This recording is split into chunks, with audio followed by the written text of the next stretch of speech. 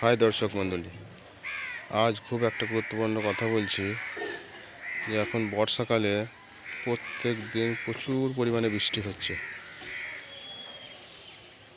এই বৃষ্টির মধ্যে গাছকে সঠিক যত্ন না নিতে পারলে অনেক গাছ আছে যেগুলো মারা যেতে পারে। গাছের গোড়া পচে যেতে পারে, ডাল শুকিয়ে আস্তে আস্তে মারা যেতে পারে, আস্তে আস্তে গাছ ঝিমিয়ে যায়। এই প্রবলেমগুলো হতে পারে। তাই আমরা যারা ছাদে বাগান করছি তাদের ক্ষেত্রে একটা কথা মনে রাখতে হবে, ছাদে কিন্তু আমরা অনেক দামি দামি গাছ লাগাই, যে গাছগুলো হয়তো অন্যান্য ওয়েদারের গাছ আমরা ছাদে সমস্ত রকম গাছ নিয়ে এসে লাগিয়ে থাকি। এত বৃষ্টির কারণে সেই গাছগুলো মারা যেতে পারে। তাই সেই গাছগুলোকে বাঁচিয়ে রাখার জন্য আমাদেরকে একটা কাজ করতে হবে। শুধু একটা কাজ করলেই হবে। টাইম টু টাইম, 1 সপ্তাহ, 10 দিন, 15 দিন পর পর ফাঙ্গিসাইড স্প্রে করতে হবে। কারণ এখন তো প্রত্যেক দিন বৃষ্টি হচ্ছে, ফাঙ্গাস লেগে যেতে পারে গাছগুলো।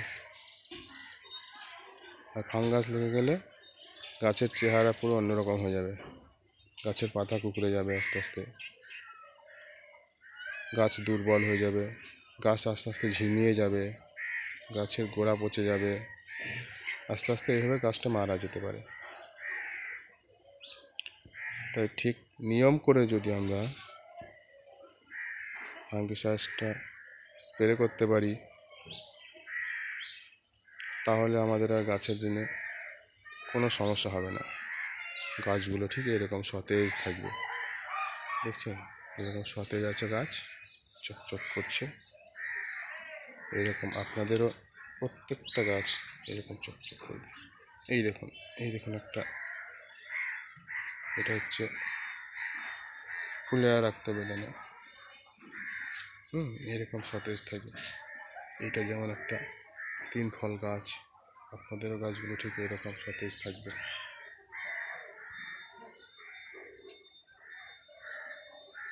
তো বর্ষাকালীন এই পরিচর্যাটা খুব একটা গুরুত্বপূর্ণ পরিচর্যা। তো এটা নিয়ে একটা ছোট্ট ভিডিও করলাম, আপনারা দেখবেন, অ্যাপ্লাই করবেন, সকলের গাছগুলোই সুস্থ থাকবে। আর গাছ সুস্থ থাকলে আপনাদের নিজেদের মনও সুস্থ থাকবে। আর কারণ এই কষ্ট করে গাছ লাগিয়ে গাছ যদি মারা যায় খুবই কষ্ট লাগে।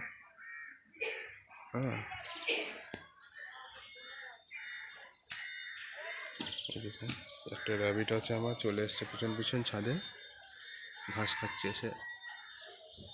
এর কাজ শুধু পিছন পিছন বেড়াবে সব সময় আর দুষ্টুমি করবে। চলে রাখি।